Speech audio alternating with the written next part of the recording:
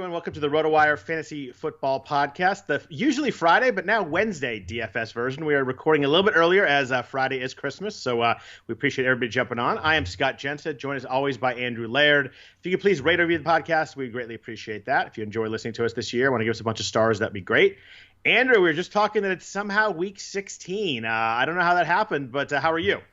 I'm good. I feel like this is the part of the season, 16 not as much as 17, but like 16 is like where we start talking about guys we've never heard of because, you know, people are either ruled out or their, teams are giving up. But it seems, as weird as it is in a year where, the COVID absences have created like such chaos, it doesn't seem, knock on wood, it's Wednesday. But it seems like week 16, there's really no concerns of people resting or other like lineup things that could really throw us for a loop. And I was saying to you just before we started recording, like I did all the research that I normally do going into our Friday podcast.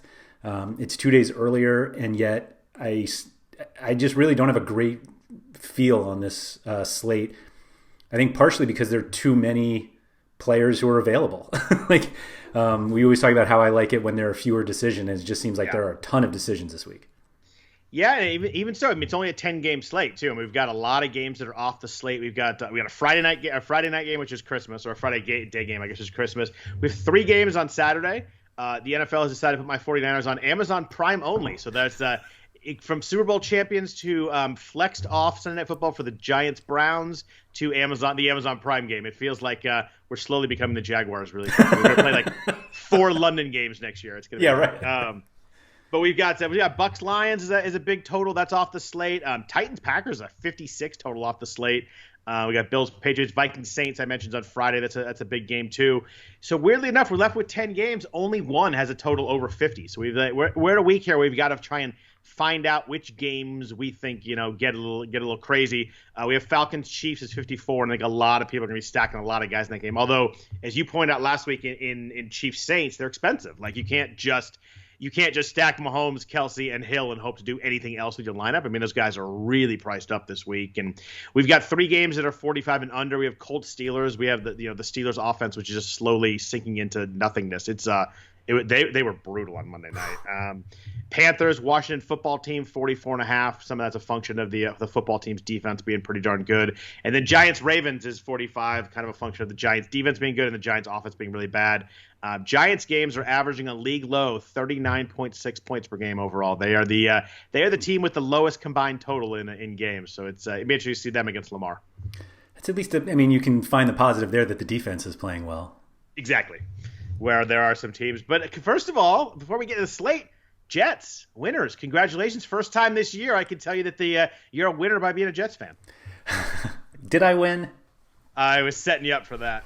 I jokingly sent a tweet that Adam Gase is going to look to the fact that the Jets have won every single game when Frank Gore has at least more than 21 carries. And so obviously that's the key to victory in the NFL. You joke, but that's actually not that far from probably what's going to happen. Mm-hmm.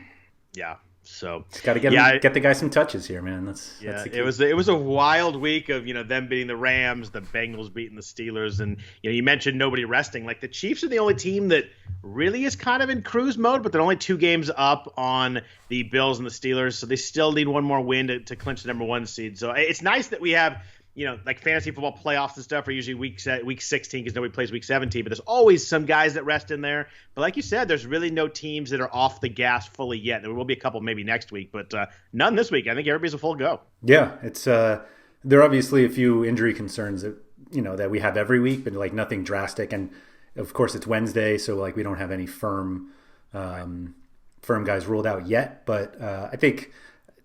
You could probably say this every Wednesday I'm not expecting a lot of things to change, but right. Because it's Wednesday, we have plenty of time to like figure out what the different paths are depending on if guys are in or not. Yeah, I think it was Saturday last week where Ezekiel Elliott said he wasn't playing and Tony Pollard suddenly became a big flashing play. So there will be some changes, and we've got some guys that are questionable. We'll kind of hit all those as we're going through, but let's jump into running backs. We're used to Derrick Henry and Dalvin Cook atop the slate. They're both off this week. Cook's playing Friday and Henry's playing Sunday night. So we've got nobody over 8,000, it looks like, at running backs. We've got this top group of Nick Chubb, Austin Eckler. David Montgomery has joined the top tier, which is a month ago you would have laughed at me if I said anything resembling that. But we've also got Jonathan Taylor up here at 7,300. What are you doing with this top group here of maybe four guys over 7,300? It's funny when I saw, when you see David Montgomery that high, you're just like, all right, who else am I playing? Because I can't pay that much. But he's been awesome. I mean, every week it seems the schedule is working out perfectly for the Bears. So every week, you're like, which team is favored with a decent total, and gives is playing a defense that gives up a ton of yards or a ton of fantasy points. And we're here again with David Montgomery. Jaguars have given up the third most fantasy points to running backs this season. They're obviously, it was funny, we were talking about how the volume wasn't there 2 weeks ago for Montgomery. And we were like, if I told you that he only had 11 carries, it'd be an easy fade. And of course he had 115 yards or something around there. Yep. 32 carries last week. Crazy. It's almost like they looked at the box score and oh my God, I can't believe we only gave him 11 carries. What we're doing with a lead. And all right, well, time to tote the rock, David. But 33 touches last week, 32 carries, like you said, 146 yards rushing, 2 touchdowns.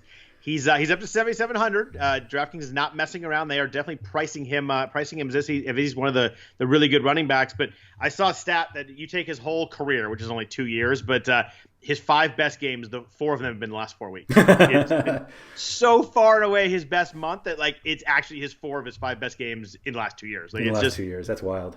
I mean, he's been balling. I mean, you mentioned Jacksonville. He allowed 150 rushing yards average the last 5 games. Derrick Henry had 215 against them famously 2 weeks ago. J.K. Dobbins and Gus Edwards had 106 yards combined last week. So, I mean, they're definitely gettable. They're bad. They're talking about Mike Glennon might start again this week, and him and Minshew are kind of in a competition this week. Is he going to start? So, I don't think they know what they're doing there. I think that they very much want to lose now. I mean, obviously, they have the number 1 pick now over the Jets. That was the big thing about the Jets winning is they went from 1 to 2. But whereas the Jets seem to be playing hard, especially recently, and I think everybody on the team did not want to go 0-16. You fully get it. As a player, people joke around online, but you could never want to be 0-16. I think Jacksonville wants to go 1-15 pretty badly. I think they wouldn't have obviously 1-15 when you have the number 1 pick is a lot different than 1-15 when you have the number 2 pick. Yes, so now that they have the one, they have no incentive to win. They can't blow it back, right? You just figure. But so I want to talk about Nick Chubb. He's playing the Jets. I love Nick Chubb. Everybody that listens to this podcast knows this. He has 30 carries of 10 plus yards this year, which is obviously a lot of chunk plays, especially he missed time too. But we got the situation every week we're the Jets are really good against the run. Even if they, teams have leads on them, they still pass because it's so easy. They haven't given up 100-yard rusher since Melvin Gordon in week 4. We've talked about that stat a bunch of times over the last month. I think Nick Chubb's really damn good, though. Consistent touches, too. I know Kareem Hunt gets involved, but, it doesn't come – Chubb still gets his 16, 17, 18 carries. The Jets were good rush D last week, though, against the Rams. They held Cam Akers to 15 to 63, and that was a guy that was really starting to get rolling a little bit. I like Chubb at 7,800, but want to know what you think going against your Jets here. So looking at since week 10, inclusively, where do you think the Jets rank in terms of fantasy points allowed to running backs on DraftKings? I would go 8th to 10th best, something like that. They are the best. Wow. No team. You set me up badly there. That was no well team done. Has allowed fewer points to running backs than the Jets. Granted, that's why. I mean, I know that they're easy to pass on, but those are games that, I know the Raiders game they almost won. They won last week, but those are games that they're losing. Those are games they're trailing in the fourth quarter, the second half. That seems incredible. I don't know if it's. It's obviously a mix of them being good against the run and everybody being able to pass against them easily, but. That's tough. I look at Chubb and he screams out to me under 8,000 on the slate. But you're right, that Jets run D it hasn't worked. So they gave up in that span 5 games basically. They didn't play in 10, so 11, 12, 13, 14, 15 weeks wise. They gave up 149 rushing yards to the Seahawks. That game they lost 40-3. Now, granted, 40-3 included some wacky stuff. It wasn't just all offensive points anyway. They gave up 46 rushing yards to the Chargers, 94 to the Dolphins. These are just to running backs. 67 to the Raiders and 65 to the Rams. 1 rushing touchdown in that span and 0 receiving touchdowns. It's crazy. It's every week we talk about it, you're like, oh, running back against the Jets, with a lead, great game script, and it just doesn't work. But I don't know. The one guy that I might have to do it with is Nick Chubb, just because I love Nick Chubb. I love this offensive line. I mean, this offensive line is really, really good. We were talking about it on they played Sunday night. They were talking about their offensive line coach, how good he is. I mean, they just mow people over. They're blocking really well. Hunt and Chubb, have had some big games, but. It'll be interesting. It's kind of one of those things like the stats line up to the Jets' run D is really good, but the game script and the offensive line matchup, it'll be an interesting matchup. I think Chubb hits one though for a good chunk play. I mean, he certainly could. I'm just not expecting him to be that popular. I think that they're matchup wise and certainly price, since he's the most expensive. Is he the most expensive? He's the most expensive that I considered. I don't know if there's anybody that's hurt or anything. But he's the most expensive. I mean, not counting McCaffrey, who we're not expecting to play. Right. Exactly. I think, like, as crazy as it sounds, I think the guys below him will be much more popular. Like, I think, including Montgomery, I think Austin Eckler should be really popular. He's 7,600 on DraftKings. Like, Miles Sanders, who love Miles Sanders this week. Yeah, like we loved him last week, and of course it was the Jalen Hurts show. But against Dallas is just that's like an ideal matchup. So like there are a lot of guys you can play, and I mean that doesn't even count Tony Pollard on the other side of that game if Zeke doesn't play. Like there are enough guys to play that I'm not sure you need to take the most expensive one in like a not perfect matchup. So talk to me about Eckler. He's played 4 games since he returned from injury. His DraftKings points have been 23.9, nice, 10.8, not so nice, 23.6, 11.9. Last week he was 13 for 60, but he had like a 30-yard run late that kind of boosted up those numbers. He looked really he didn't look bad. The offensive line just looked bad early. He was getting hit early. That was a game against the Raiders on Thursday. He had 4 targets, 4 catches. He's tough because, like, if he gets those 10, 11 targets, he really starts to work, especially in PPR. But if he gets 4 targets, he doesn't work anymore because he's not a guy that's really feeding at the goal line. Like, he gets some goal line carries, but he's not, that guy you expect to get, 2 touchdowns in close, like Leonard Fournette did. It was so gross. Only 1 touchdown in the year. I know he missed a bunch of time, but only 1 touchdown from a top running back is, not something you'd love to see. I just think it's tough. I mean, it has to work out where they throw him a bunch of passes. And if, it was weird last week because Keenan Allen was hurt and kind of half played and it was, not very involved. Mike Williams was on limited counts. You would have thought like Eckler would have been peppered with targets, but it just didn't happen. It was Hunter Henry. It was Jalen Guyton. It was Tyron Johnson. Basically everybody else. Everybody else, yeah. Devin Singletary and Zach Moss beat this Denver defense up pretty badly. Denver defense is really banged up. They're bad right now. 21 for 149. I really want to love Eckler, but I'm a little bit worried about the 4 targets last week. But it's certainly a good spot. Yeah, I'd like to consider it an outlier more than like a new change. And I think that's fair too. I mean, I think he'll be popular, but like, I don't think you actually like you have to have him. I mean, we're going to talk about a lot of running backs I think you can play this week. I mean, we already talked about Chubb and Montgomery, and they're basically similarly priced. Yep. So, like, I think they're all fine. I don't think you can go wrong. Like last week was kind of a weird week because, like, everybody should have played Tony Pollard. Like he should have been 100% owned everywhere. There were just so many options last week. Yeah. But like he was the easy one, and so there were some people who like stuck with Leonard Fournette, but. I saw a bunch of things on Twitter about how Pollard was much lower owned in low stakes than high stakes, and everyone was like, "Well, that's because sharper players like figured it out." But I mean, maybe that's the case. I mean, obviously, we know that, or we assume that most of the sharper players are playing higher stakes. But right. Like, I think I forget who it was, but somebody was saying how like the reason Pollard like wasn't that popular is because he wasn't touted that much, and it's like, well. When you're a Saturday scratch in terms of Elliott, like, yes, you're not going to get touted that much. And there are plenty of, like, NFL is probably the most recreational DFS sport in terms of, like, participation. Like, there are plenty of people, many more people who are just going to be like, I'll just throw $20 in and, like, no problem. And they'll do it on Wednesday and not think about it again until on Sunday, and even if they do check, it's like, let me just make sure everybody's in. Right. That doesn't mean they're going back out. So last week was easy if you had the Pollard news, because we knew like you're probably paying up. Like Henry was really popular, and then all the Dalvin Cook wasn't, which is kind of like what we thought on Friday. Everybody. And then you had Kamara, who became really popular once Michael Thomas was out. You had Jonathan Taylor against Houston. I just think there were so many options at running back. I was flipping through. I was actually paying attention. I was looking at my sheet from last week. There's just a lot of guys that were playable. And if you played 4 receivers like in a DraftKings tournament type setup, there were only 2 spots of running back, and I just found myself, I played Pollard on some, but I found I'm not doing it on everyone because there were just so many guys that I didn't want to play also. Yeah, but I think you generally, like, once you had Pollard, there was a pretty basic lineup construction that you were going with, because you weren't paying so much for 3 running backs. Like, my first build last week was Henry, Taylor, Kamara, and like it's tough to build from there. But then all of a sudden, when you have Pollard, like, everything opens up, and we don't have Michael Gallup scored for you though. That's right. I didn't end up with him. I ended up playing Lynn Bowden Jr. That's right. Who was fine. He was fine. Yeah, he had like 7 or 8 targets. He was all right. But like this week, I think there are cheaper guys, but like they're not nearly as good as Pollard. And so I think there will be plenty of cash lineups with like 2 of these expensive running backs. But like I don't know if you necessarily have to do it.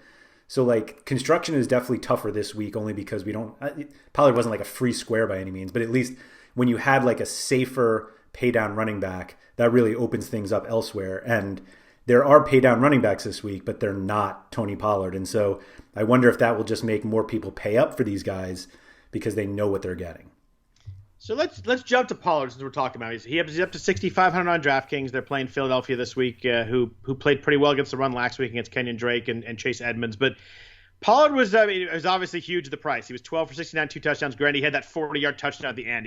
His line was really ugly running wise before that. But the key to me was not the running line. It was how they used him in the passing game. I think it was the most important thing. If you were watching, and I watched that game, they played the Niners, so I watched the whole game. He had 9 targets, and they were like setting up plays for him. It wasn't just like pure dump downs. Like they were setting up him on the outside, trying to get him in space. It was very clear to me that with Tony Pollard in the game, they were trying to use him in the passing game, which they don't really do with Zeke. I mean, it happens sometimes. Every once in a while, he gets those big target games. But it seemed to me like they were game planning to get Pollard in space. If they're going to do that, like that if you're going to get 9 targets, like that is a huge for a running back. It doesn't really matter.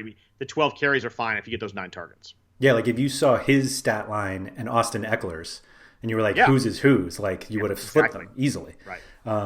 So yeah, like it's weird to say this, but like I'm definitely interested in Pollard at 6,500, and I have no interest at Zeke at 67. Oh, I don't think that's that crazy. I mean, Zeke, it looks different when Pollard's out there. And I'm not saying he's better or whatever. Maybe Zeke's not healthy, but like the way their offense is set up right now, it just feels like Pollard's a little better fit for what they're doing. Which is not running the ball up the middle 30 times a game behind that awesome offensive line where they were 2 years ago. Whereas like you could have put anybody in there and he was rolling it, and Zeke was like a perfect fit for that offense. Yeah. I still think you just find the money for Miles Sanders though.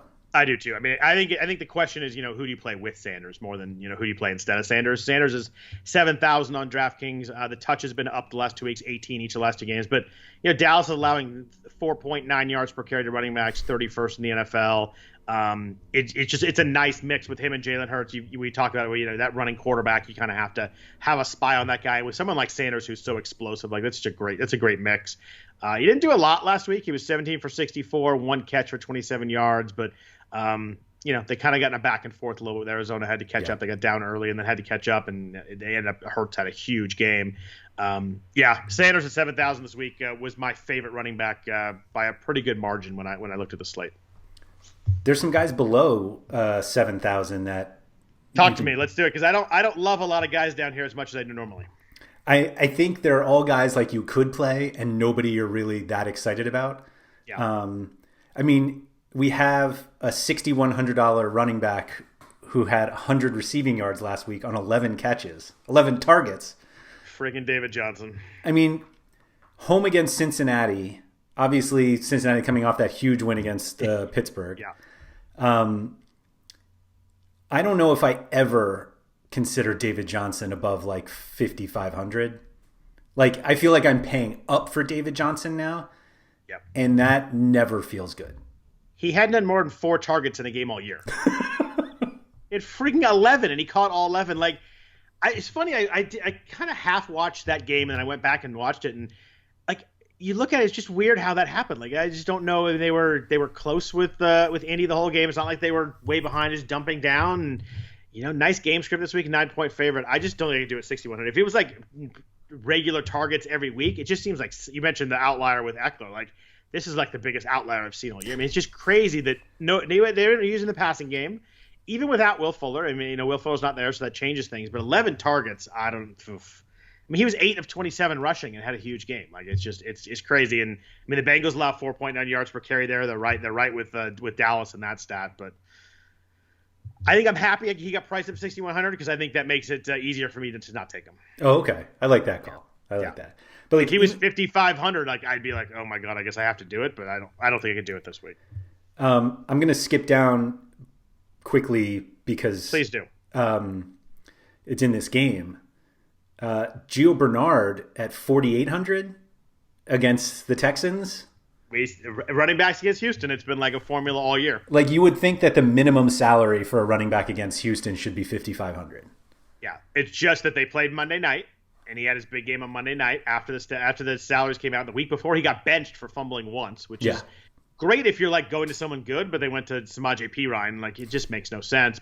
And he's been in the NFL for 35 years. Like, benching him after a fumble is not doing anything. And he's not a guy that fumbles. Like, it was so strange. But I really wish Bernard was like 6,000 so I could just get past him too. But like, he was good. I mean, he was good in fantasy wise against Pittsburgh because he scored twice. So he's 25 for 83. It's not like he was lighting it up. I mean, it's a lot of carries for only 83 yards. But he played 38 snaps. He had 26 touches. Like, that's a crazy percentage of times where he touched the ball that he was in the game. The issue here is game script. Like, they got up against Pittsburgh big, or they were 17-0, I think, in that game, or 17-3. They haven't been up like that probably all year. Even when Joe Burrow was playing, they had back and forth games. But Houston's allowing 21 points per game to running backs, which leads the league fantasy-wise. Jonathan Taylor wasn't huge against them last week, but 83 yards and a touchdown was, workable. 4,800 is just really, really low. I think that's what it comes down to. Like, if you don't play him, I'm not saying like you have to play him. If you don't play him, you have to look at if you're looking for some sort of cheaper running back. Right. The options are fairly ugly. I really wish J.K. Dobbins was the guy. Yeah. I mean, Gus Edwards still 11 touches last week, and Dobbins looks good. He was 14 for 64 and a nice 17-yard catch, but if he's going to have 15 touches, it's hard to do it at 6,200. Yeah. He's been like incredibly consistent. Like it's like more than 13 points on DraftKings in 4 straight games. If you gave me 22 touches, he would be like the biggest slam dunk for me. Like, I think he's so good in an offense where, again, you have a running quarterback that takes the attention away. They use him in the red zone, sometimes. I'd love him if he was just if Gus Edwards just kind of went away a little bit. Yeah, it's weird. Like, I think he should be like in this matchup, if he was getting 20-something touches, like he should be 7,500. Like, he should be in that Montgomery range. Yeah. But he's got the explosiveness plus the touches. It'd be huge. But 6,200 almost seems too expensive for like limit or shared work. 9 touches wouldn't be crazy. Like, it's possible, and you think he's probably gonna get 14 to 15, but like the game goes a little bit weird. He gets 8 to 10. You're like, oh, I don't want that. So. Right, and he would be a classic guy for us to break off a long run, get tackled at the 1, and then Edwards comes in and finishes it. Of course. So, what about there's one guy I do really like down here, and it's gross to say out loud, but I'm not going to say it yet. I want to talk about Melvin Gordon. He's 5,600. He's another guy, though. Like, if there was no Phillip Lindsay, I think Gordon has looked good the last 3 weeks, which is, I never think Melvin Gordon looks good, which is weird. But he has 17, 16 to 15 touches the last 3 weeks, over 80-plus total yards in all 3 of those games, but hasn't topped 35 snaps the last 4 weeks. He has 9 touchdowns. Phillip Lindsay has 1. So they clearly use him in the goal line situations. He just becomes super TD dependent with the usage. Like, he has to score to work because they just don't give him – like, another guy, though, like Dobbins, if he had like 22, 23 touches, I'd probably do Melvin Gordon in this matchup. But, they're underdogs to the Chargers. Drew Lock is a freaking mess right now. They've turned the ball over 18 straight games, which is their franchise record. It's like, I think once in there they have a clean sheet there, but it doesn't happen. But So you go up $200 at 5,800. How do you not entertain Le'Veon Bell this week with Clyde Edwards-Helaire out with his injury? Bell was 15 for 62 and a touchdown last week against a really tough New Orleans run D. They'll be the highest team implied total on the slate. The Chiefs' offense is obviously awesome. They're big favorites. Where they like 9.5, 10-point favorites against Atlanta. He hasn't looked explosive, but a lot of work in a high-scoring offense under 6,000. Atlanta rush D is better than their pass D, but what do you do with Bell this week? Because I saw you roll your eyes and move your head and every other bodily function you could do on a Skype chat. What do you do with Bell this week?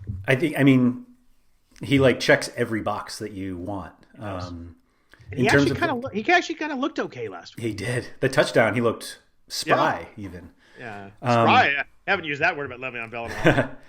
So the Chiefs have a 32.5 point implied total, and the next highest is 28.25. Like they're so much higher than everybody else. Cleveland is the next highest. I think at that price, like if Bell wasn't there and it was Edwards-Helaire, like we'd probably play him, and he's been awful. Like if I told you that Bell gets let's say 17 touches, you use him at the price? Yeah, no, I think I do too. You definitely play him, I think that's probably about what he'll get. Right. Do you think they use him more than Edwards-Helaire? From watching their games, it feels like it. It feels like they trust him a little bit more. I don't know. Right? It seems like CH kind of gets lost in offense a little bit, and he showed a few flashes last week too, which is disappointing that he got hurt because he made some moves. And I'm like, oh, there's the guy that the low center of gravity, shifty guy that we're like, oh, that's the guy's going to fit well in this offense. And he had a couple big plays or a couple good plays, and then you're like, here it is. And then he had the bad injury, and we don't know if he's going to be able to be back for the playoffs or not, but.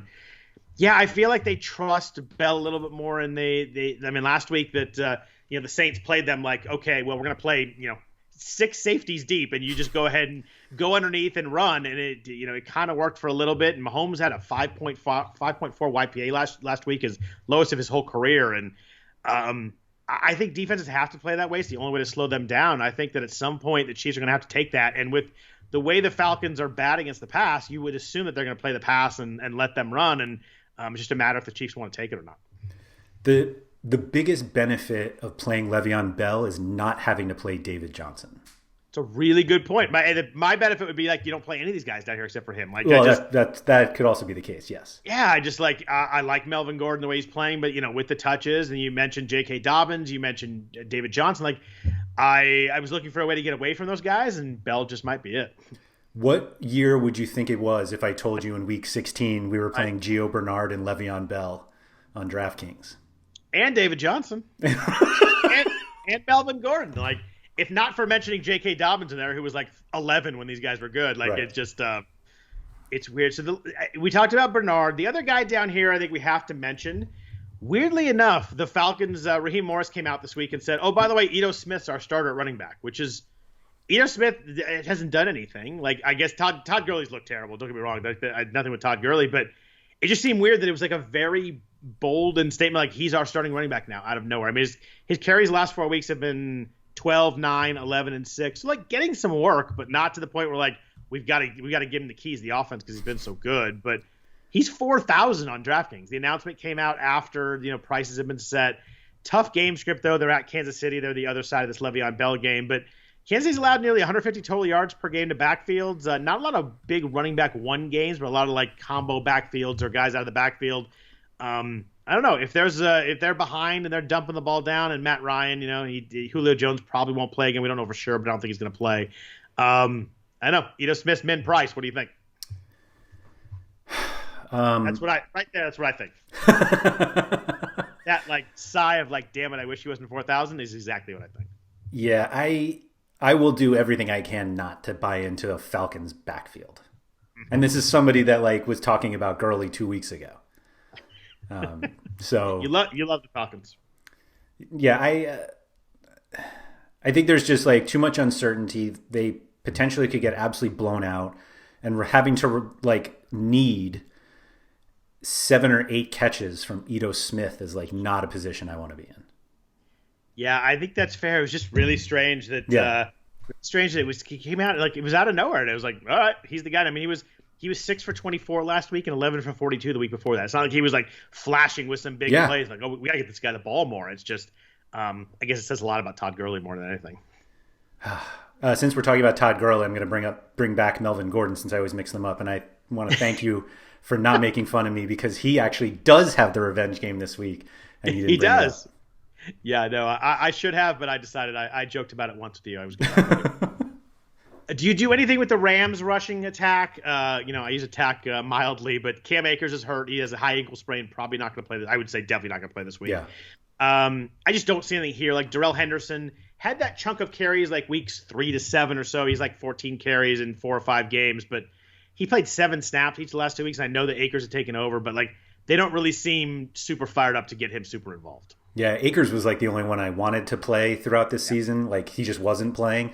Like the number of, it felt like I wrote 50 showdown articles like Cam Akers starting to come out, and it just like never happened. I remember that one specifically when Sean McVay was like, we're going to get him the ball a lot, and he played one snap. I was gonna say it was against the Niners, I think too. I don't think he played the whole first half. It was the so like Akers is one that I would consider if he was healthy. Although I'm not even sure I really want him at 6,300 against Seattle. Like it seems like a game that should be back and forth, and I don't want the running attack, and so the possibility of split work is not there. You think Rams Seahawks, you're like, oh, back and forth, but like weirdly these defenses are playing better and the offenses are kind of not playing well. It's a strange. I looked at that game too, and I'm like, oh, that's gonna be a big game. And I started going through players. I'm like, oh, I don't really want that many of them. It was it's weirdly more of a defensive battle than you would have thought maybe earlier in the year. They're definitely priced up. Yeah. As if they're still like offensive teams. But like if this game has 80 points in it, nobody's like shocked. I'd be shocked with 80. 70. Whatever. If this game wasn't like 38-35, like you're just like you're blown away that. No, that's a good point. It's just weird. I mean, Seattle's just not playing like that. Yeah. Right now. It's very like last week they're up 20-3 on Washington and like fully went off the gas. It was and ended up not covering, which pissed me off anyway. But like they weirdly are going off the gas right now. And their percentage of plays that they pass the ball in early downs is way down. And we kind of joked earlier about them, running the ball and kind of going back to the Pete Carroll mindset after that the 4 turnover game by Wilson. But they've actually done it. Like it's really strange. But the one thing I want to mention, like you mentioned that McVay thing with Akers and talking, like when you play Ito Smith, you do that with the thought that you actually believe Raheem Morris too. Like coaches say things and you're like it doesn't work out. Like if Ito Smith is 6 for 18 in the first half, like I don't think they have any sort of feeling they have to like ride him the second half either. So like if you play him, you're believing that Raheem Morris actually says that, and he said that, but you're actually believing that he means it. So it's another step that I kind of am scared of Ito Smith because I don't know if I fully believe that they want him to touch the ball that much. Yeah, I mean, it just doesn't seem like the Falcons' backfield is just not one we've thought about all season. I don't really want to play Bernard, but I play Bernard over Ito Smith. Yeah. Okay, great. I agree. They're both under 5,000, so that like kind of makes it. So, any of the running backs you want to mention before we hit the passing games? We didn't talk about Mike Davis at all. I don't think anybody's going to play Mike Davis, but I don't think he's that bad. I just don't like his usage lately. He only played 37 snaps last week. They don't seem to be riding him like they were earlier in the year. They're definitely not, yeah. Maybe they figured out he's maybe not that good and they're shifting away. And McCaffrey still is wanting to play. I don't know why they put McCaffrey out there. It'd be really strange for him to play. The only guy I want to mention is James Robinson, the guy that we've loved a lot of the year. He had an ankle sprain late last week. It sounds like he's kind of leaning towards playing as of this morning. They're thinking he's expecting him to play. Going against the Chicago D didn't jump out to me as a guy that I love, but 6,800, under 7,000, he's very involved.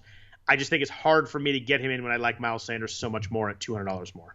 It seems like every week we're just like the matchup isn't that great, and then he has another 25 points. But, he didn't do a lot last week, and then got hurt. But I think that the ankle might be enough to maybe move me away this week. Didn't make the Pro Bowl. Did not. It's crazy. It says enough. It says everything about the Pro Bowl. I guess you need right there because James Robinson should be in the Pro Bowl. It's absurd. Just absurd. Yeah. So let's jump into the passing games. But first, a note from our sponsor, BetMGM. Sports bettors know that magic happens when you turn a hunch into action and apply the right amount of expertise. That's why BetMGM is teamed up with RotoWire to offer new BetMGM customers a free 6-month RotoWire subscription when they place their first bet. Register on the BetMGM app or website and use the promo code ROTO, that's ROTO, to claim your free subscription. Once you make your first sports wager, you'll receive a season's length of RotoWire's unmatched sports insights. Find out why BetMGM is the king of sportsbooks by signing up and placing your first bet today. Visit BetMGM.com for terms and conditions. 21 years of age or older to wager. Colorado, Indiana, New Jersey, Nevada, Tennessee, and West Virginia only. Please gamble responsibly. Gambling problem? Call 1-800-522-4700 in Colorado, Nevada. 1-800-GAMBLER, New Jersey, and West Virginia. In Tennessee, call or text the Red Line at 800-889-9789. If you or someone you know has a gambling problem and wants help, call 1-800-9-WITH-IT in Indiana. Promotional offer is not available in Nevada. So passing game, I think this week, Andrew, starts with talking about Patrick Mahomes. 8,500 at DraftKings, playing against the Falcons. The first, kind of down week last week, and he still had 3 passing touchdowns. So when you saw down week from Mahomes, I don't know if you watched much of that game, but he had that play where he was, backing up and hit someone in the corner of the end zone. That was I was oh, he's throwing the way. There's nobody open. I was oh, my God, how did that happen? It was Hardman, wasn't it? It was Hardman. I don't know how they saw – I don't know how he saw him. I don't know how it worked. The play was dead, and he's just so damn good. But 5.4 YPA last week is career low. We talked about it earlier. The Saints very much played him against the deep ball, and it was a very clear strategic decision, and kind of how the Niners played in the Super Bowl until they fell apart late. But that's the blueprint of how you don't stop them, but you slow them down, less possessions, etc. The Falcons have been better against the pass, but they've faced a lot of weak quarterbacks lately. Tom Brady smoked them last week in the second half, 390 yards and 2 touchdowns. He had 60 yards in the first half or something crazy. I mean, he just, as he does against the Falcons, got pissed off in the second half. I guess my thing with Mahomes is it all depends on how you build your team, but he sticks out as clearly the number one quarterback going to be on every projection system this week. Yeah, so we'll talk about the other ones, but it feels like everyone is expensive. Potentially, yeah. I don't want to say they're overpriced, but on a 10-game slate, you're probably trying to play one of these more expensive ones because obviously the best one's on the slate. But we just don't normally have, 6 that are at least 7,000 on DraftKings. Yeah, and they moved Hurst up to that range. Yeah. So it feels very strange to say, I think all of these quarterbacks are too expensive, except for Mahomes, who's the most expensive. I think he's actually underpriced. No, I think that makes sense. I mean, he's the clear class of this group, and if the Falcons have been better lately, but they still have allowed the most completions over 20 yards of anybody in the NFL. So it's a prime hit a couple of big plays. I guess the thought with the Chiefs is always they're gonna get up, but they still throw the ball. The second half of the season they've clearly thrown the ball even with leads. They haven't covered the spread in 6 straight weeks. The Falcons? No, the Chiefs. Oh, the Chiefs. They keep getting up and kind of letting teams back into games. Last week the Saints scored with 2 minutes left to not cover the spread. They pushed in that game, and the week before they were up and gave up a touchdown late too. They just they've kind of gone off the gas, especially on defense in the fourth quarters of games. Were they? They were 7-point favorites with Miami, right? Yes, that was the game they did not. They won by 6, right? Yes. So they got up, and I saw multiple people tweeting that line was ridiculous. Yep. They should have been so much higher.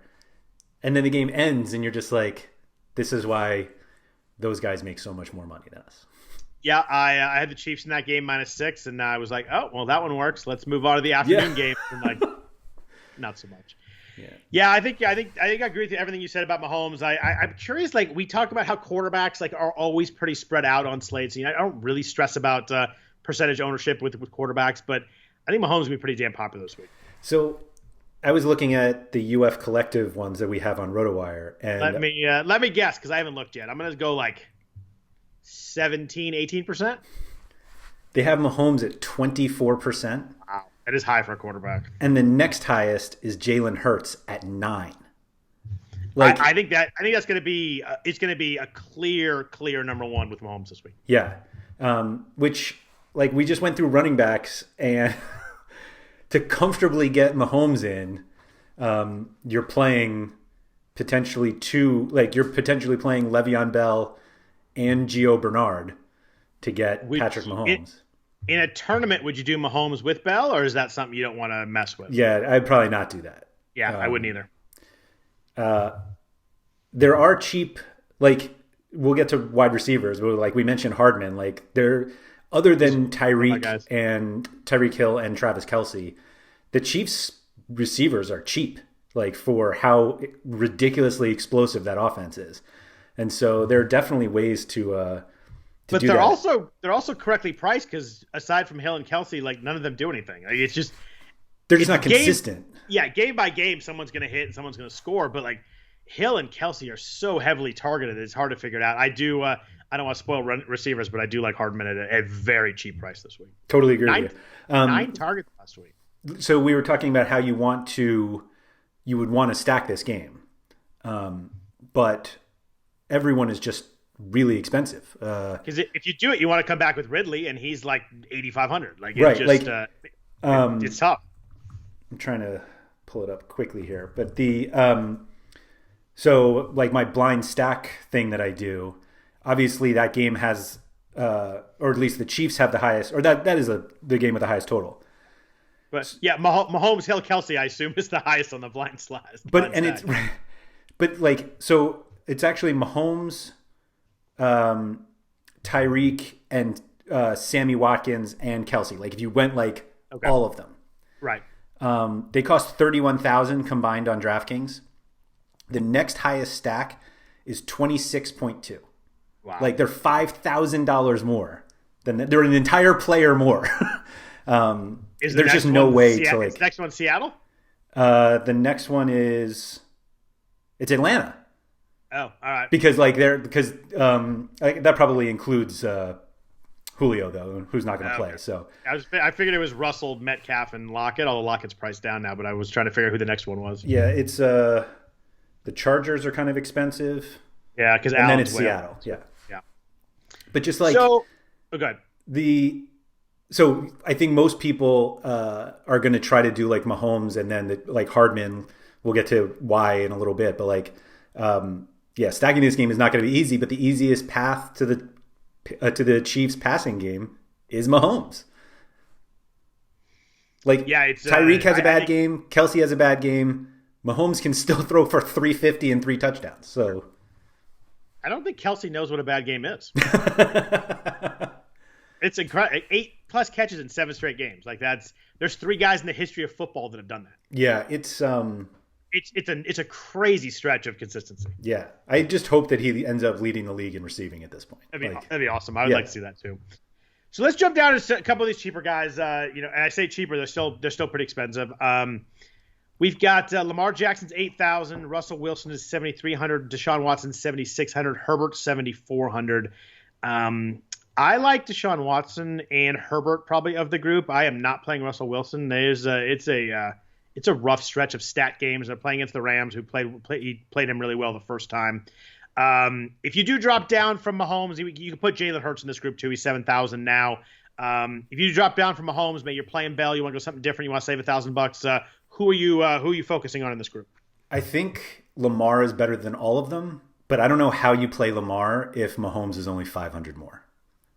Like, I think that's it would have to be a build where you just are fading Mahomes and want to be a little bit different. And Lamar is 25 plus points 3 weeks in a row. He kind of looks like a different guy. We talked about last week how he looked really quick and looks like Lamar again. Yeah, once he put the spikes on. I like Deshaun Watson this week at 7,600. He's not been a top quarterback since Will Fuller went out, but he's still 2 of those 3 games he's over 300 yards. Last week just a weirdly high scoring quarterback week, so he was really good last week. The only reason he wasn't top 7 or whatever he was. Over 9 YPA in 2 of those 3 weeks. I just think Deshaun Watson's so good. The ceiling's probably a little more limited than I want without Will Fuller. Like, he was a big play guy that, if he was going to have that huge ceiling game, it's because Will Fuller made a couple big plays. But good matchup. I know they played Ben Roethlisberger well last week, but Ben looked terrible. And they've played bad quarterbacks the last 5 weeks. So any stat you see with Cincinnati last 5 weeks, they played Ben, they played Andy Dalton, Tua, Daniel Jones, and Alex Smith. So, I'm not taking those stats really seriously. They gave some huge games before that. I don't think many people are going to play Watson this week, and I kind of like another 300+ yard game. Do you have any concern that David Johnson has 25 carries? I literally couldn't even say without laughing. 11 targets is all we need. As long as he's catching passes, I'm cool with David Johnson being involved. Right. Yeah, I mean, Deshaun makes sense every week. Like it's, but he's not. I mean, he's not cheap. He's not a value. He's 7,600. Like he's probably correctly priced. I just think he's really good. But you can go into these guys in this range. Wilson's wild. Like I know we hit on it real quickly when we talked about Seattle and the Rams earlier, but the first 7 games of the year, he had 3+ passing touchdowns in 6 of those 7. The 7th, he had 2. So like still was involved. The last 7 weeks, he has 1 of those games. Wow. It was against the Jets. He had 4 against the Jets. The other 6 games, he has 2 or fewer. Like we talk about them shifting philosophies, but like he's been a top 12 quarterback once the last 7 games. It's Russell Wilson. What was the point of this change? Like, he had that 4 turnover game, and they're like, we don't want to like lose games like that. And like, when I'm obviously a Niners fan and we play Seattle, like they play us well, like all that. The thing I want is Russell Wilson not running around and making plays. Like if I'm rooting for this game, I love when they hand the ball off. And granted, Chris Carson and Carlos Hyde are pretty good players, and they do their thing and they could do it. But like, if you're going to give me less possessions, less time to worry about Russell, like as an opposing fan, I take that every time. I hate what they're doing right now. Yeah, no, it makes total, like the more Chris Carson, the better for a 49ers fan. So, right. I mean, he had, and Wilson had 9.9 points against the Rams in week 10. And the Rams defense is really good. I know last week did not show that against your Jets, but the Rams defense is good. He was 22 of 37 for 248, no touchdowns in week 10. Like, if you want to go contrarian GPP play, like Wilson Metcalf is the play this week because they're awesome players and no one's going to have them compared to normal. But I don't like anything I see out of the Seahawks offense right now. I totally agree. Particularly when we have guys in the price range that we like better. It's like he's not a value. Watson is obviously very good. Herbert, I don't know how I feel about Herbert anymore. I'll probably play Watson over Herbert. The sneaky part about Herbert is like everybody's like, oh yeah, he bounced back nicely last week. He had that 60-yard bomb in overtime, and then the rushing touchdown. Like completely changed his line. Like it wasn't. Suddenly it looked really good, but it wasn't looking that good till the end, and he got lucky with that. But the Denver secondary is just so banged up right now. Like Josh Allen absolutely destroyed them last week, and they gave up 300 yards just to receivers last week to Buffalo. Like Allen had 4 touchdowns, 2 running, 2 passing. Teddy Bridgewater had 283 on the secondary the week before, and that says all right. You need to know there. I think the matchup is awesome for Herbert. It's a game where they're 3-point favorites, like could get back and forth a little bit if Denver can actually put up some points. But I think Herbert is for me is like the matchup screams that he's got to be at least considerable this week. I think the real consideration is this the week Jalen Hurts throws for 300 yards or rushes for 100? Or both, right? Or both. I mean, the thing with Hurts is that he's priced up now. He's 7,000, but he gets Dallas, who's a bad defense. And, I mean, you look at the last 2 weeks, he has 29 carries. That game last week was wild. Yeah, I mean, he had 338 and 3 touchdowns passing. And the week before, we're like, well, as long as he runs the ball 12 times, he's got his rushing floor. But, like, well, if he throws it for 340, like, that changes things up, too. And still ran for 63. Yeah, 29 carries. Like, I think even if you take the yards, and, like, the yards are great, but, like, if you get 15 to 18 carries, like, that builds in a floor that you just can't. I mean, he starts with, like, 6 points. He starts with 60 rushing yards, like, as a dead floor if he's going to run the ball that much. So do you play him? It's a really good question. Like, do you think he's not better than Watson? Like as a football player, or no, like this on this slate, yeah. Yeah, it's a good question. I like Watson, but $600 less for a guy with that rushing floor against Dallas. It's hard to get away from Hurts in this range. It just, I want to say yes and be a little bit different, but Dallas gave up 94 rushing yards to Lamar, 74 rushing yards to Kyler Murray. They can't stop running quarterbacks. They've been better against quarterbacks lately, but Nick Mullins, Brandon Allen, I think that's his name, Lamar and Alex Smith. Lamar's great, but like not passing wise. So like I don't really play into their passing stats because that's a group of really bad passing quarterbacks. Yeah. Prior to that, Ben and Kirk Cousins had 3 touchdowns each in the 2 games prior to that. So I don't buy into the Dallas passing game resurgence. It's hard to get away from Hurts at 7,000. You make a good point. Like that's the way I feel. The pricing is very strange. That I was saying like we have 6 guys priced from Hurts up, and we only have 2 in the 6,000s on DraftKings. Like wow.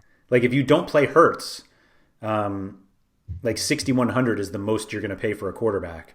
And I don't know if need to play Baker Mayfield at 6,100. Like there's no way I'm playing Ben Roethlisberger at any price at this point. But 6,400 against the Colts, no way.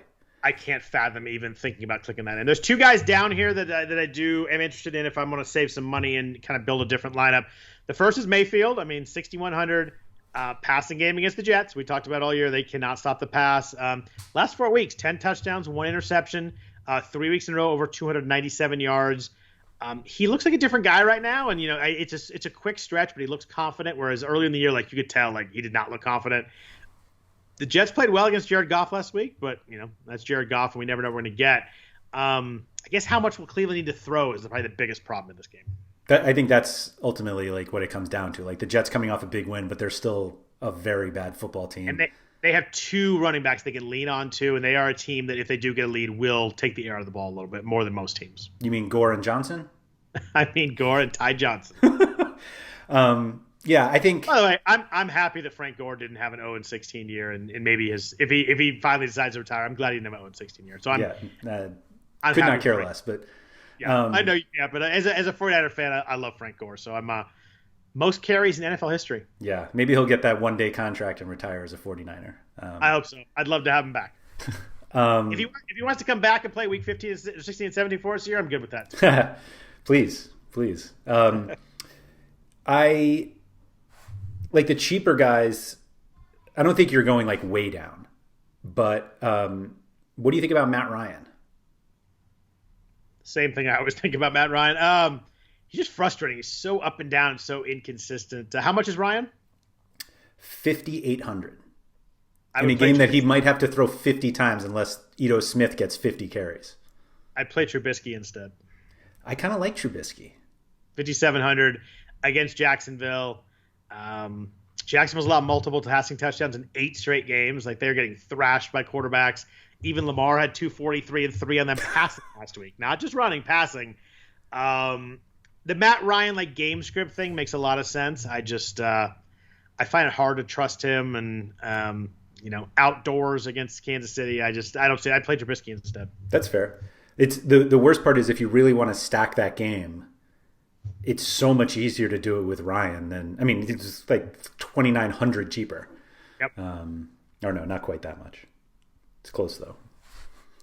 But like 27, 2,700. Yeah. 27. Yeah.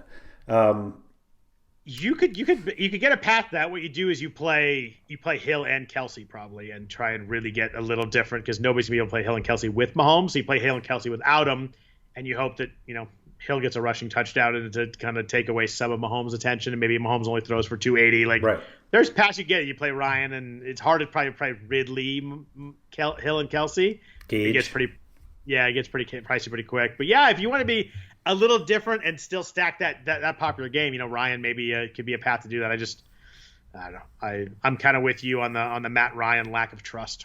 Calvin Ridley also not a Pro Bowler. Really? Yeah. Wow. There's a lot of good receivers, I guess, but yeah, he feels like a guy that should be there too. Feels like it, yeah. I'll be honest, I didn't even look at who actually made it. I just know that. I was gonna say, I have to admit, you paid more attention to the Pro Bowl than I did, and you didn't even look at who made it. You just know who didn't make it. All right. No.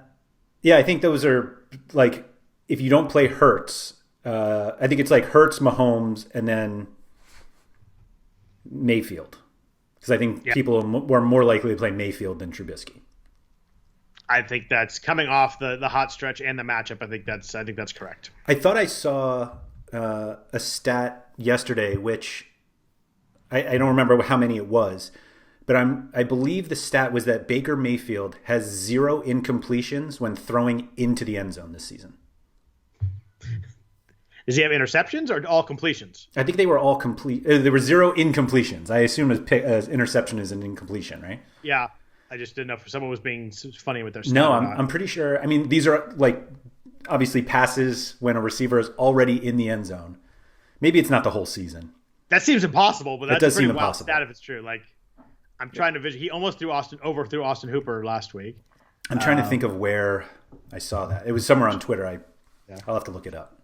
Well, there's nothing ever wrong on Twitter, so I'm sure. It had a graphic though, so it had to have been real. Did it have one of those pop-ups like this might be fake news or anything? No. It was definitely there. Let's jump into wide receivers. At the top, we have the two guys in the highest total game. We have Tyreek Hill and Calvin Ridley. I guess the question is, it kind of comes to how you build your team, what you do at running back, what you do with Mahomes. But I don't think you can make an argument against either of these guys. They're both rolling right now. Ridley without Julio is an absolute beast. 10 for 163, another touchdown last week on 14 targets. They're clearly peppering him when Julio does not play. He's been I think that's 5 to 6 games now. He's been really good without Julio. Tyreek has 17 touchdowns, which sounds impossible to say out loud, and we're in week 16. Last week was a little quieter. He scored early, but he only had 6 catches, but still had 10 targets. You're going to be double-digit targets with Mahomes in this game. You got to love that. All of it comes down to price, but I think both of them are very playable and will be very good. Yeah, I think that's what it comes down to.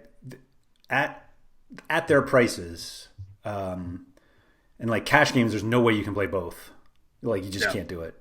I just wonder how. I think Hill will definitely be popular than Ridley. I think you take the offense that's going to score more points, even though they have other weapons. And I think a lot of people will just click Mahomes and Hill and then build from there on out and try to figure it out too. Yeah, that's fair. Obviously, having Mahomes and the scoring doesn't work. It's not apples to apples, but having Mahomes at least gives you a little hedge if you don't have Hill, because usually he does have a few rushing touchdowns, I guess, this season, but or at least one. But 2. He's got 2. So you can sort of get away with not playing Hill. But I think, like you said, a lot of people are just going to go Mahomes and Hill, and then work it out from there. Yeah, you go Mahomes, Hill, you put Bernard in there, and all of a sudden you're starting to build from there. You get some middle price guys. But what a great sentence that was. Yeah. Throw in Bernard in your set. I was trying to think of the cheapest guy down there, but I didn't want to go Eno Smith. So let's get under 8,000 receivers. I think that Ridley and Hill are awesome. It's just a matter if you can afford them, but I don't think there's too much to talk about those guys. There's a bunch of guys in the 7,000s here that I think are interesting. You got Keenan Allen 7,500, Allen Robinson 7,700, Metcalf is 78. Do you have a preference down here? Metcalf's weird. He has 100-yard game in the last 6 games. As the Seattle offense and Russell Wilson has gone, so has Metcalf a little bit. I was basically looking for reasons not to play. Do I really want to play this guy? And I don't really want to play Metcalf. I don't really want to play Keenan Allen. Man, Allen Robinson looks good this week. Oh man, 7,700 is a lot. Revenge game. But that looks like a fun spot for him. First game back in Jacksonville since he left. Ooh. Robinson's weird. The floor, he's the floor from a receiver. You just don't get like this. He's so consistent. Probably not a massive ceiling, but maybe playing Jacksonville changed that a little bit. I mean, he is, 4 for 83 and 5 targets last week, but he was huge the week before that. Double-digit PPR points in 12 straight games. Just rock solid every week. I think he likes playing with Trubisky more than Nick Foles, which is weird to say, but I think it's pretty clear that Trubisky forces balls to him a little bit more than Foles did. My favorite stat I think of the week is Jacksonville's allowed 95 yards to a wide receiver in 9 straight games. That's usually you see 4 of 5, 5 of 6, 4 of 6. 9 straight games a receiver has had a big game against them. It's a wild stat. And you wonder how they're in line for the number 1 pick in the draft. Yeah, it's not. Yeah, they're really bad, and Allen Robinson's really good. He's not cheap though. Like you said, he's 7,700. So you usually we're Allen Robinson's 6,800 this week. Easy, nice floor guy, nice play, but he's 1,000 more than that this week. 7,700. It's not cheap. One of the things what you touched on, the ceiling just doesn't seem that high.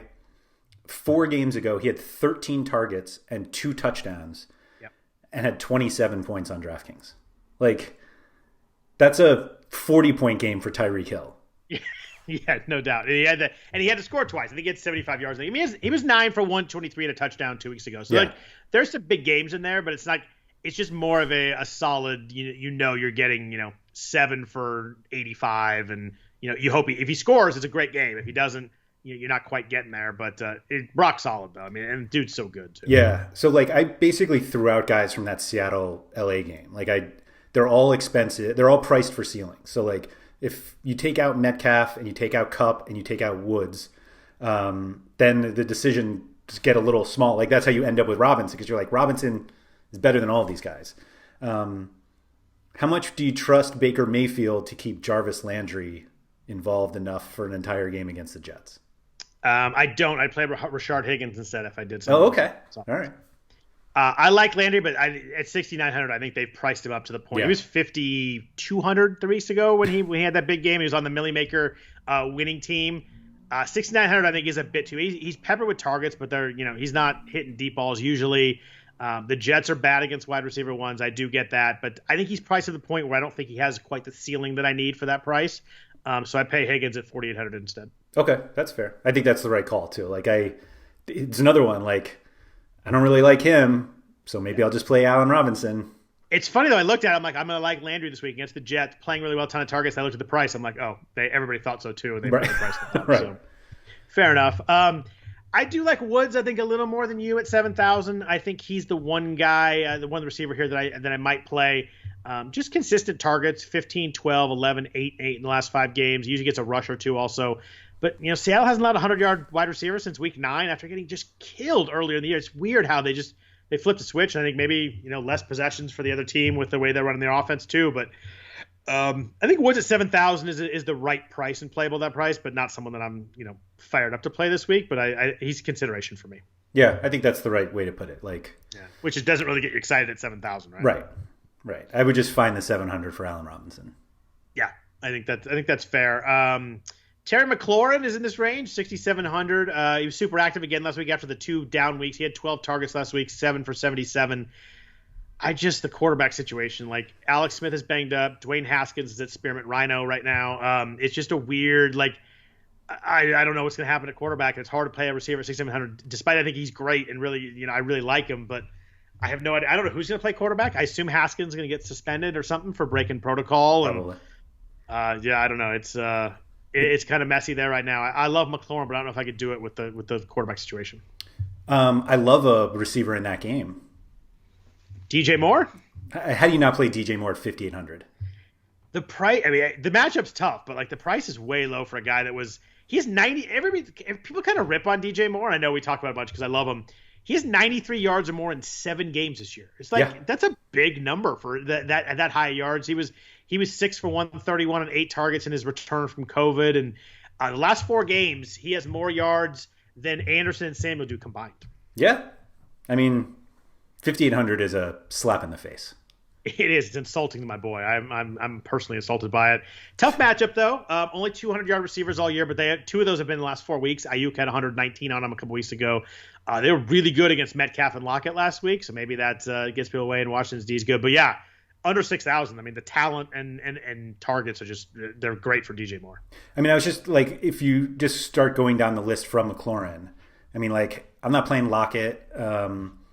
The Pittsburgh guys, I just don't see a need to play against Indianapolis.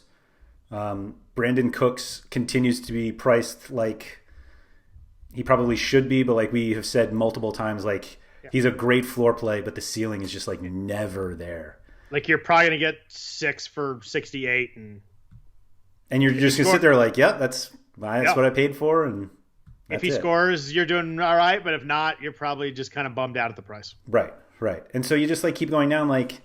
There's Amari Cooper at 5,700 in a game they should be throwing, so that's fine. Ty against that really tough Pittsburgh defense, Kiki Kuti at 54 is another. He's fine. Kuti needs a touchdown to reach Cooks's floor. If you could combine them, then you're great. Yeah. So just anyone in this pay down group, I'm just why don't you just play DJ Moore? I agree. Moore's bolded and highlighted in my sheet, so I agree there. I do like. He just starts that way, I think, though, right? It doesn't. He does start that way. It's very rare that I actually unbold him, but at 5,800, I'm definitely not unbolding him. So a couple guys you mentioned that range, I just want to hit on. Tyler Lockett, 8 straight games under 70 yards. It's wild. 1 touchdown in that stretch. He has 2 3-touchdown games this year, and now he has 1 touchdown in the last 8 games. Since that Arizona game, he has been worthless fantasy wise. Yeah.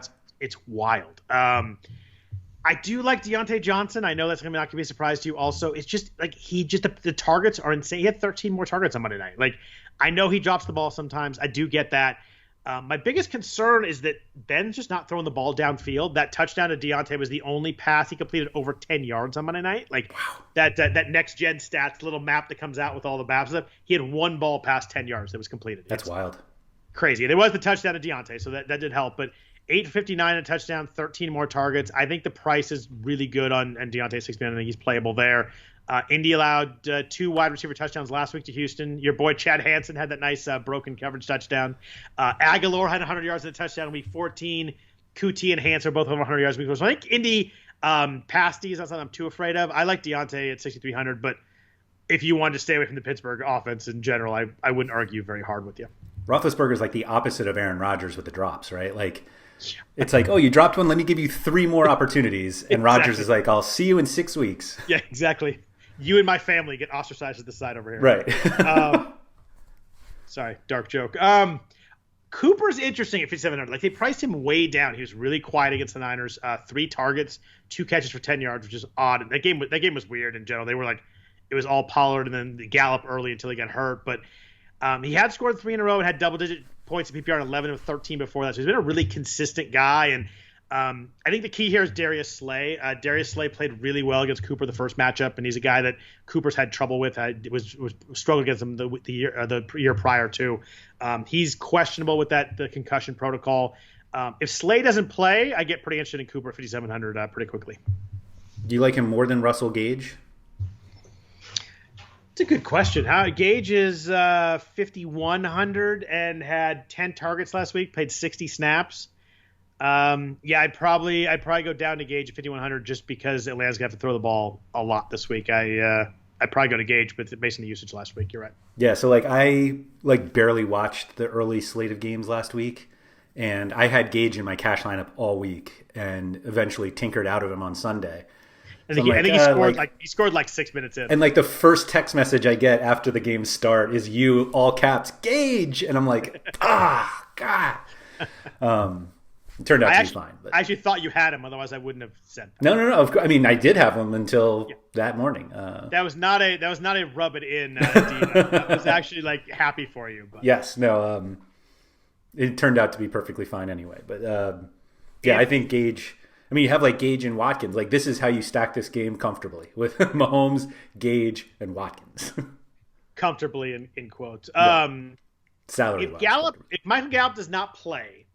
5,300 for CeeDee Lamb, who looked good again last week. 7 targets, 5 for 85. Had the kickoff return for a touchdown too on the onside kick. But he hasn't done a lot. But the targets have been up a little bit last 4 weeks. 7, 9. Then he had the 2 good target, and then the 7 again. I think he's live if Gallup sits. It's kind of a big play PPR or GPP kind of guy. Yeah, GPP for sure. I mean, he makes for a perfectly fine run back if you go with.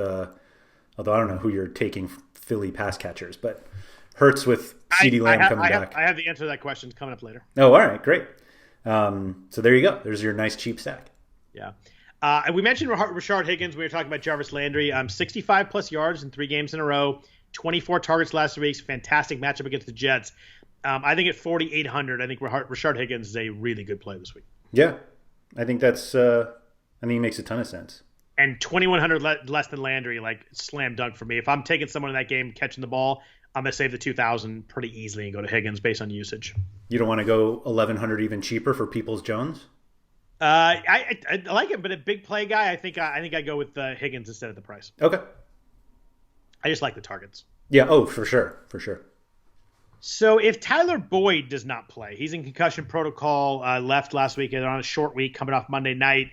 Do you have any interest in T. Higgins priced down at 4,700? I know the quarterback situation is obviously rough here. Yeah, just like a Higgins stack. Oh, yeah, I like that. I think, definitely. 21 targets the last 3 weeks. Hasn't done a lot with them. Hasn't topped 60 yards since week 10. But he's a guy that is talented. And if Boyd doesn't play, I think maybe the targets bump up a little. But I think he's workable at 4,700. I'd probably go the other Higgins instead. Right. How much do you want of the Bengals passing game? I think that's the key. Is it's hard to get a ceiling when you think they're going to score how many points. But they are against Houston, whose defense is bad. I don't know. Ryan Philly looked better than Brandon Allen, I guess. But, yeah, he did. He looked kind of serviceable against Pittsburgh and had that rushing touchdown at the end that locked it up. But he took that huge shot too that he gets smoked. Survived, and it seemed like it seems like the team wants to play with him. Like that's something. It's probably the biggest quarterback I've seen in a while where the quarterback did not leave the game. Like it's just Wild. Or at least came back in, but like he got hit from like 3 different angles. So a clean hit, but like he got smoked. Yeah. How comfortable you feel with T. Higgins and Gio Bernard together in a lineup in 2020? There's your run back right there, right? Oh. So let's get under 4,000. This is always the area that I like to get into. There's a couple guys down here I like, but I want you to go first. Anybody you love under 4,000? I mean, love is obviously under 4,000. You get some risk, but anybody you like down here catching the ball? I do just want to throw out 4,500 Jamison Crowder after 8 targets last week. Yeah, but that's it. He played well. Yeah. We talked about sort of Hardman, who where is he? 3,100. Yeah, the problem is that like they can just disappear at any time. It's like Hardman, Watkins, Robinson, like any game, one of them can have like a big one. The touchdown last week obviously makes us feel better about Hardman now, but I'm not sure anything was like drastically different. The 9 targets were pretty interesting though. Yeah. That's a lot of targets for Hardman. Crazy because I think he played 32 snaps. Like that's it may have just worked out that way. If you look the week before, he played 19 snaps. The week before that, 21. He's really like you see the 3,100 in this offense, a cheap part of this offense. You really want to get excited. But he's a true boomer bust guy. Like if he has 1 catch for 9 yards, like you would be nearly not even close to surprised by that. Right. I think you can say the same thing about Denzel Mims. It's like another one that like people like because the talent is there, but yeah, it's not like it's just not the situation you really want to get into. The Broncos guys, like Judy and Hamler. I'm not sure if I'm allowed to bring up Hamler. Yeah. Hamler has 5 catches the last 4 games. Like they're using him weirdly. Like he had the 2 touchdown game where he was huge a couple weeks ago and won a lot of people a lot of money. Drew Lock is just a disaster. He's so bad. He's so bad. I think KJ Hamler and Jerry Jeudy are really, really talented guys. And the quarterback's just killing him right now. Yeah. Speaking of quarterback killing, like James Washington seemed like he would have been like an interesting one. And then no catches on 3 targets this week. And yeah, it's just so many mouths to feed there that it's hard to. I like Washington too. I think he's hard to get there. Yeah, and I mean, Hardman just is so much better than everybody in this group. I think sounds like you might have somebody better. I don't know about better, but I have someone I really like. But one note: if Keenan Allen doesn't play, I think Jalen Guyton becomes really interesting very quickly. He's 3,200. He had 6 targets last week, played a lot of snaps. He plays a lot of snaps every week. Yeah, he does. But if Allen or even if Mike Williams don't play, like if one of those 2 don't play, I think I move to Guyton pretty easily at 3,200. I think that on the field a lot with a team that throws the ball a bunch, with Herbert is obviously can get the ball to guys, which you like with the quarterback. You don't get that many of those down here. That's why we like Hardman and someone like this. Just quarterback is going to throw the ball. I think it's interesting. So the guy that I kind of like this week. 17 targets the last 2 weeks, was probably in the mid 5s to low 6s earlier in the year, price-wise. Only 7 catches in the last 2 weeks, but he was 4 for 74 last week. Tough matchup at a game that they're going to be behind, throwing the ball a lot. 3,800, I like Darius Slayton this week against Baltimore. Ooh. That's funny because I was going to mention Sterling Shepard, but he was at 4,500. I was like, I don't know if I necessarily need that. I think it's one of those situations where I think Slayton's too talented to be down at this price. I get the quarterback play is a mess, and I don't think Daniel Jones is going to play. I think it's probably going to be Colt McCoy, but 17 targets the last 2 weeks. If you're going to give me 17 targets, you give me 8.5, 8 targets in a game, and you give me someone as talented as Slayton at 3,800, I'm going to take that every day. Yeah, 8.5 targets should get you about 2 3/4 catches. Very true. Very true. Yeah, I mean, I would never. Baltimore's tough. Like the matchup is tough. I get that, but like they're gonna be behind. They're gonna be throwing the ball the whole second half. You give me a guy that's talented. I mean, Everett Ingram can't catch the ball, so I'm not worried about that. Sterling Shepard is really good, but you're gonna more possession guy. If they hit a big play or two, it's gonna be to Slayton. At 3,800, I'm willing to take that shot. That's fair. Yeah, I think for a GPP, that's a fine last piece. Why not? Under 4,000, very talented in a game where you're gonna have to throw the ball. I think there's enough of a formula there that I'm I'm willing to do that and probably over the other guys in this range. Who's the Philly guy? Dallas Goddard. Oh, okay. Oh, not even a receiver. Yeah, okay. No, I really want to go Jalen Reagor, but it's just not enough there right now to do so. I can't find a receiver. Greg Ward has 3 touchdowns in 2 games from Jalen Hurts, but I think he had like 10 yards last week or something like that. 15, yeah. Four catches, 5 targets for 15 yards. Yeah, I'm not paying for that touchdown. The touchdowns right there, so I'm not doing it. I tried to. It's funny. I tried to find a Philly receiver I liked it cheap, and I couldn't do it. Which is funny to like think that after Hurts threw for 335 yards. So let's jump into tight ends. Obviously Travis Kelce's at the top, and we talked about the stretch of catches. I mean, he's 8,500. Like we talked about, if he was 7,000 priced like a receiver, you'd play him, but 8,500, I don't think I can get there.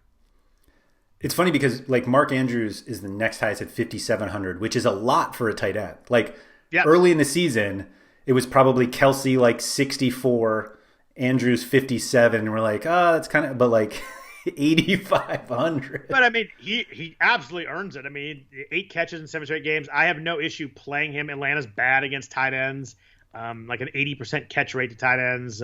He's so everything that I was building and working towards, I couldn't find a way I couldn't find lineups that I really liked with Kelce at 8,500. Yeah, so the way we kind of explained this early in the season when we didn't have an $8,500 tight end, but we had 6,300. Yeah. If that was the conversation, then we're saying if you want to play 2 of Hardman and whoever Hamler, I'll throw in just for good measure.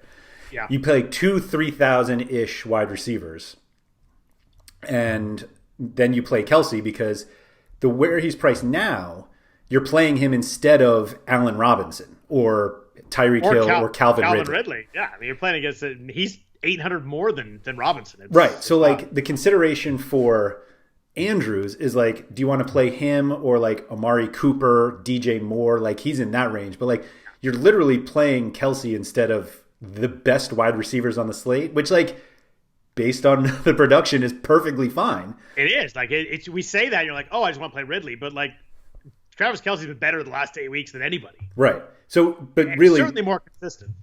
Really, what you have to do is the 2v2 of who the receiver is that you're getting. So, like, it's really Hardman and Kelce, or I don't even want to use Hardman just because, I mean, you could play both of them because they're both fantastic. But you're playing Darius Slayton and Kelce, or you're playing Ridley and Goddard. And it's still pretty close. It is pretty close. I mean, Kelce, it's crazy that Kelce's so good that's close. Like, normally at the start of the year, we've been like, easily I take the more expensive receiver and punt the tight end and figure it out. But I don't know. I mean, they feed Kelce like crazy. Yeah, and he's obviously in a price tier by himself. So it's not like, I want to pay up for tight end this week because there are a lot of, like, you're either paying up for Kelce or I think you're just, like, the other guys just seem so expensive for what they really are. Like 57 for Andrews, 49 for Logan Thomas, 40 beasting right now. Logan Thomas is going off right now. Well, did he have 1 good game or was it 2? 2. Sort of 2. Oh, it's 2 out of 3, right? Yeah. 15 targets. You're right. That is insane. Thomas is awesome. You're right. 15 targets. Like how did that happen? I have no idea.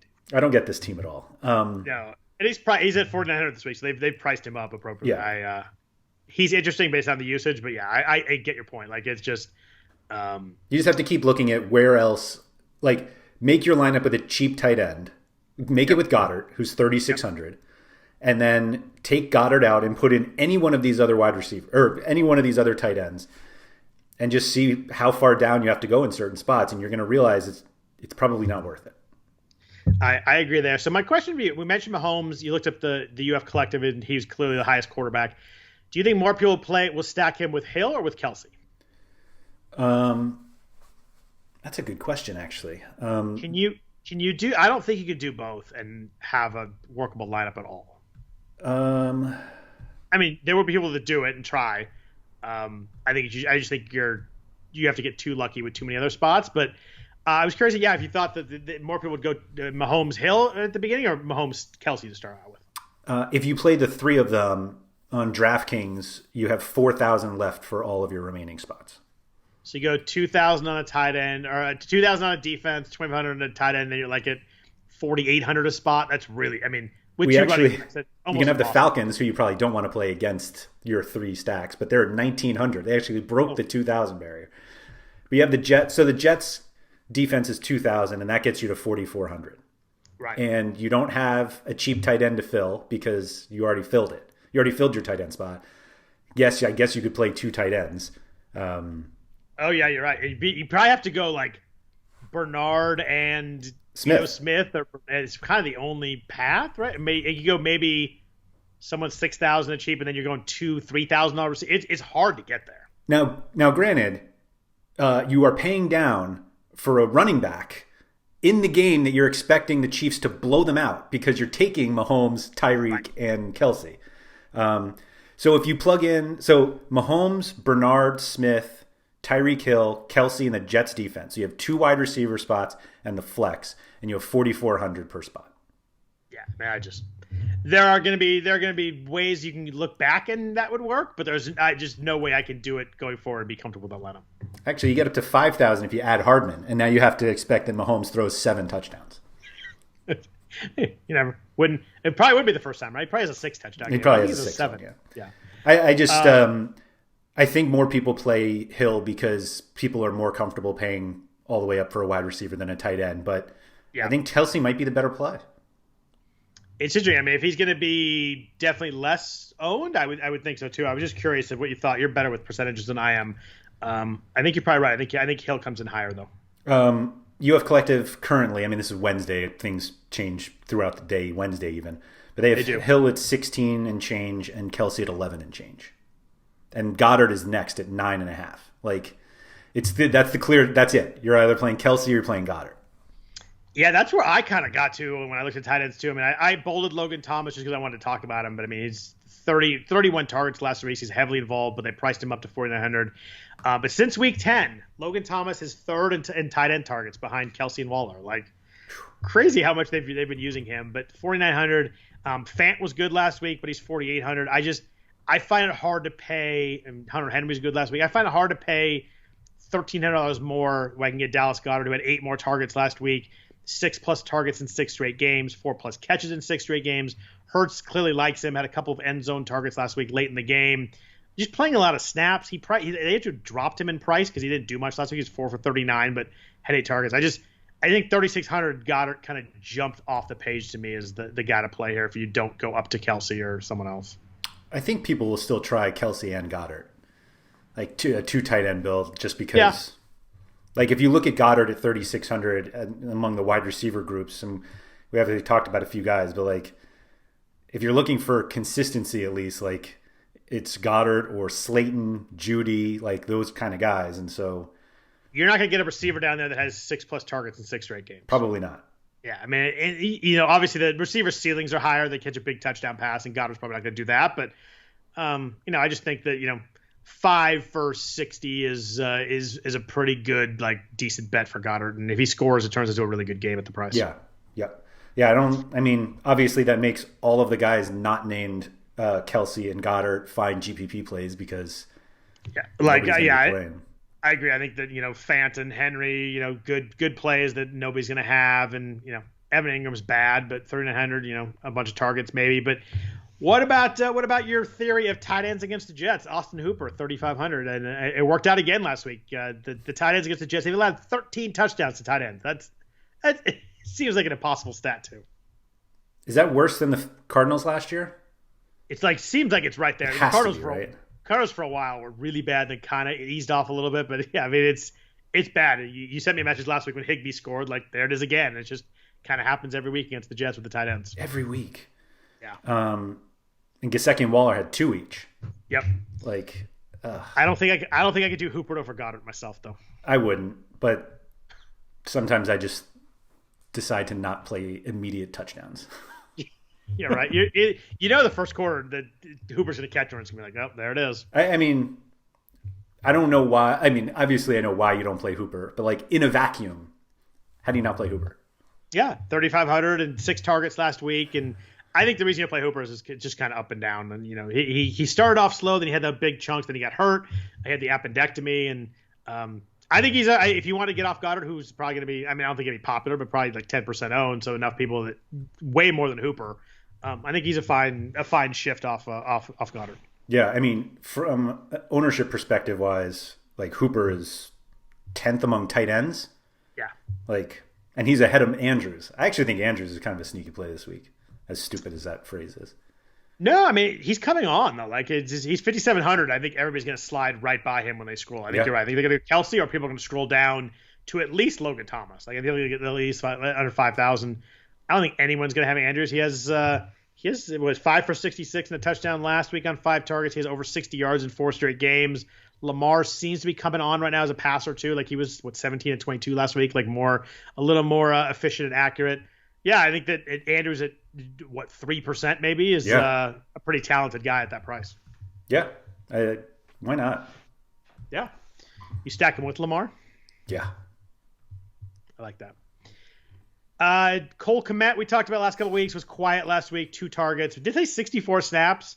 I think he's fine at 3,000 if you want someone that's playing a lot. Maybe you fall into a touchdown, but I can't do it over Goddard since Goddard's only 3,600. Fine is exactly the word I was going to use for Kmet. Yeah. A lot of snaps, cheap price. But yeah. I think there's enough. There's a couple of guys in the 3,000s that I'd go to pretty easily over him. Yeah. Yep. What about defense this week? I was having trouble finding someone that jumped out. I kind of looked at Houston against Cincinnati, but Houston's defense is so bad.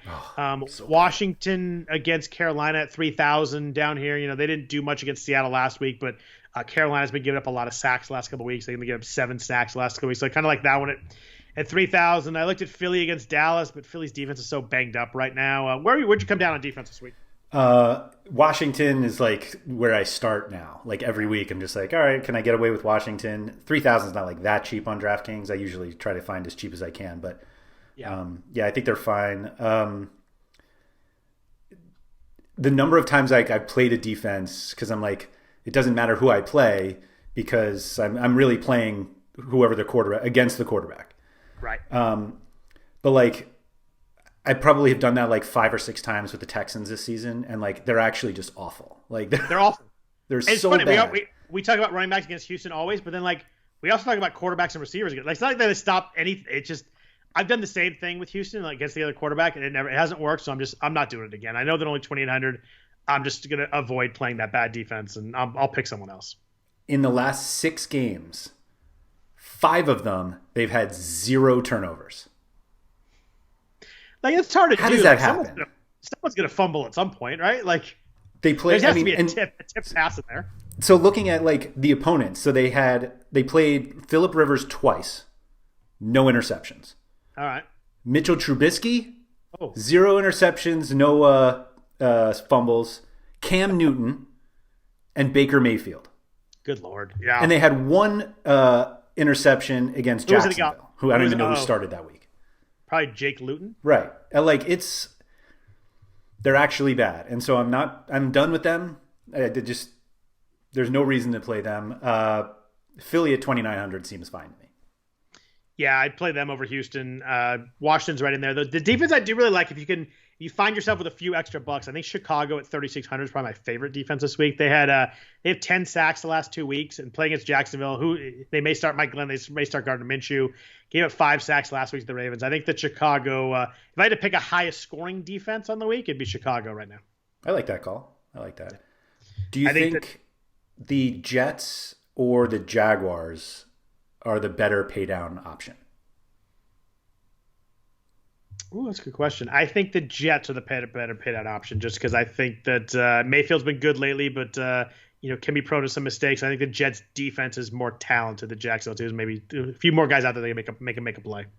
And do you think either of them are better than the Broncos against Herbert? I'd play the Jets over the Broncos. I think the Broncos are just so banged up right now. I think that it's tough. That's fair. Yeah, I think I'm going to try and find a way to play Chicago. I think, in some lineups I might not be able to with paying up, but I think 3,600 is a fair and good price. I think you're going to get a chance for a couple big plays there. That's fair. And Baltimore at 4,000 is priced up too, and I think a lot of people play them just because they're playing the Giants and they're just a good defense. But I go Chicago. Okay. Chicago and Washington, I think, are the two that I'm leaning towards right now. Obviously, it's Wednesday morning, but those are the two I'm leaning towards at the moment. Who knows as we start in quarterback by the end of the week for some teams. Yeah, but, seriously. That's probably my path right now. Okay. I like it. Anything else on your mind? Anything else you want to talk about in this week 16? It's crazy how week 16, we got one more week, and who knows what week 17 will bring. Some years it looks like kind of a real slate, and some weeks we get some absolutely wild players with guys sitting and stuff. But anything else on your mind for week 16? No, I'm good. Beautiful. Well, thanks everybody for listening to the RotoWire Fantasy Football Podcast. Obviously, happy holidays to everybody this weekend.